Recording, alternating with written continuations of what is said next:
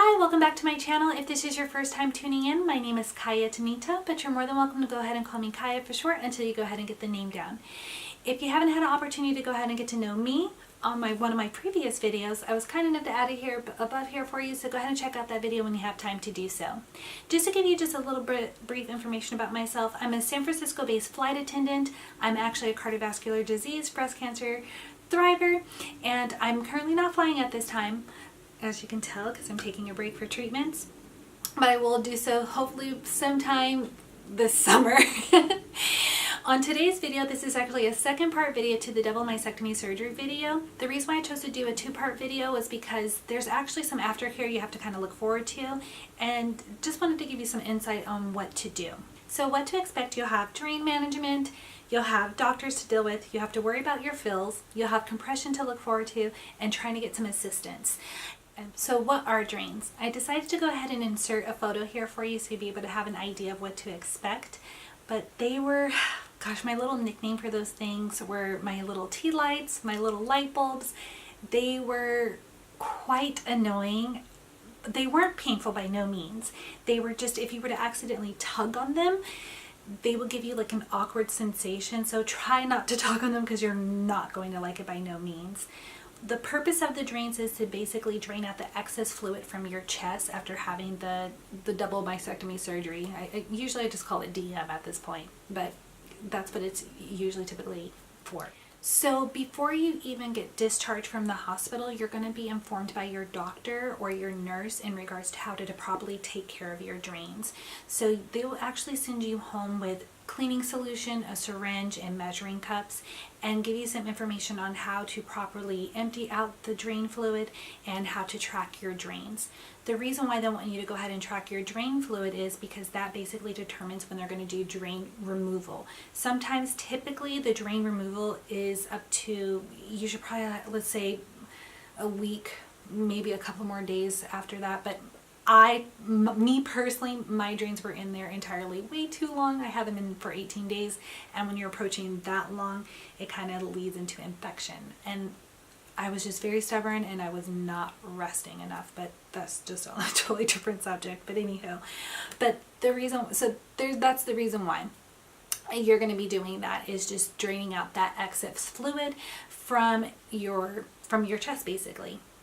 So I went ahead and decided to insert some of the photos as well of what to expect, of how those measuring cups would typically look like, and how you would track all of that information down. I would use my cell phone. You can go ahead and grab a calendar or a notepad, and just as long as you keep that information organized for your doctor, for your general surgeon, or for your plastic surgeon, to show them that, hey, you have like a history going of what your drains fluid is basically. Typically, when you're draining out your drains, you would be draining them out every 4 hours. It depends on how much fluid you're producing. If it is full, if your drains are full, then you will basically empty them out, you know, often, and you'll note that down. But typically it is every 4 hours.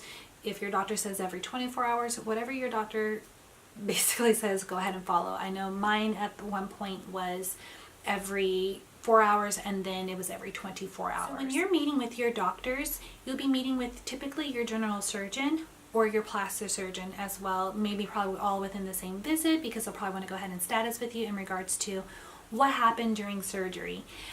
If you decided not to move forward with a plastic surgeon because you were not moving forward with breast implants, you won't see a plastic surgeon. But for your general surgeon, they will go over what happened during the surgery, what they discovered, and ask you, how are you doing? And that gave me opportunity, me personally, to kind of go over like, hey, I'm having issues with, I can't straighten my arm, and I just felt like the movement in my arms, I just didn't feel myself. And they kind of had to kindly remind me that I just had surgery, and go over, hey, you know, the reason why that you're struggling so much with your arms, because we removed 8 lymph nodes here and 3 lymph nodes here. And your tumor mass was basically 6 centimeters and 6 inches long, so it was very large. And so once they explained that to me, I understood, like, oh, okay, like, this was pretty rough, and this is the reason why I can't move as much. And so it all kind of made sense, but I was still pretty like stubborn, and there was periods of times over having to go to the doctor. I was just like, I'm still not moving enough, and it just like, hey, it's a slow process. You just had major surgery, and I just kind of always needed that reminder. Sometimes I still need that reminder that you've gone through something and it's going to take some time for your body to heal. So you really just have to be kind with yourself and just be very patient as well. So the fills portion is if you decide to go ahead and move forward with having reconstruction surgery, they will, over a period of span, like once a week you'll probably go in, or maybe twice a week you'll go in to go ahead and get your spacers filled. That is something that, what the spacers are is something that you would have gone over with your plastic surgeon, so you would have had an opportunity to go ahead and ask those questions in regards to the reconstruction surgery, the healing period, what the spacers look like. You would have been able to touch them, feel them, and have an idea.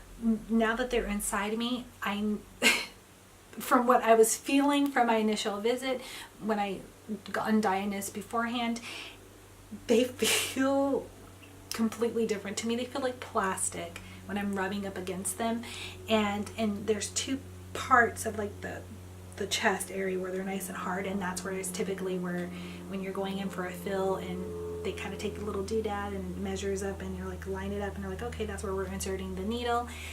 I went ahead and decided to go ahead and show you what the needle looks like.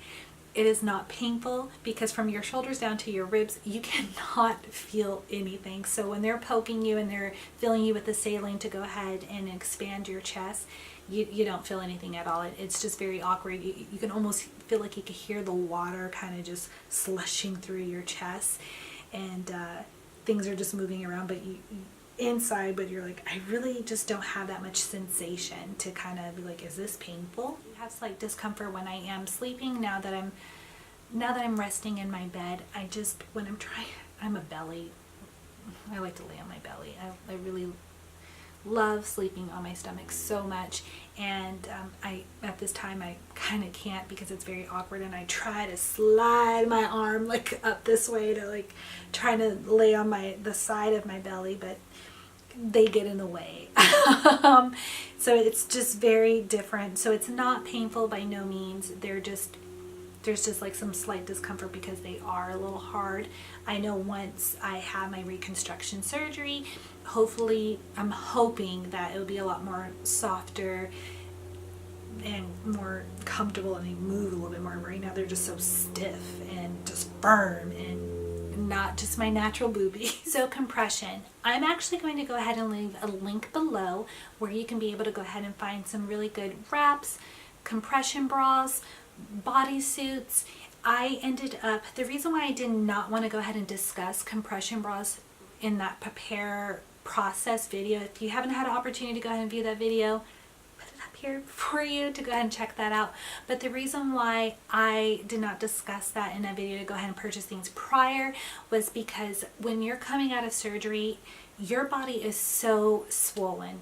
I can't explain to you like how swollen, like let's just say that you're an A cup, now you just gone into the D cup, and it's just unbelievable how swollen you are from like your shoulders to your ribs and your arms. It's such a trip. But once you're waking up out of surgery and you're kind of up and you're going and everything, you would need to go ahead and take some measurements and go ahead and order some bras.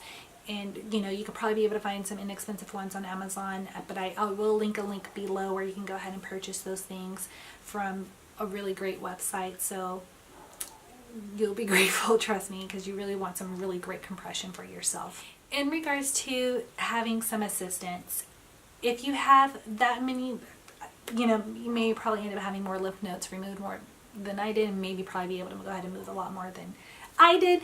But for me, it was very awkward. My mobility was just so different, and I struggled like the first day or two. I felt like I couldn't properly wipe myself. I needed help and got the help.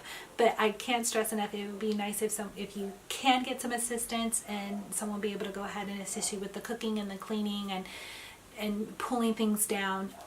And because at that time when you're coming out of surgery, it is major surgery. Your whole entire movement is just completely different in your chest. So it would be wise if you do get that help and try to rest as much as possible, because it is just completely, I can't stress enough how different it is. And like I said, be kind to yourself, be patient with yourself.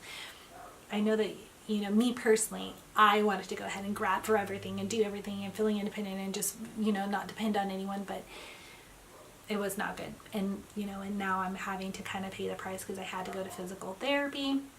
And now that'll be moving forward into radiation. I'm just a little bit worried that, you know, I've been very mindful, but I am a little bit worried in regards to how my lymph nodes and everything are going to respond, because you can actually cause more damage if you're not resting properly. I mean, stretching is very important, but you don't want to go ahead and put too much strain on the body. If you like what you see, please by all means go ahead and share this video, like, subscribe, and follow me. I would greatly appreciate it. If you know someone who's personally gone through something, I would just love to be able to hear everyone's story, so sound off below. I did my best to keep this video short because the rest of them were so long, so I just like cut. But once again, I hope that this was helpful, and until next time, peace, love, and plenty of coconut oil. Bye bye.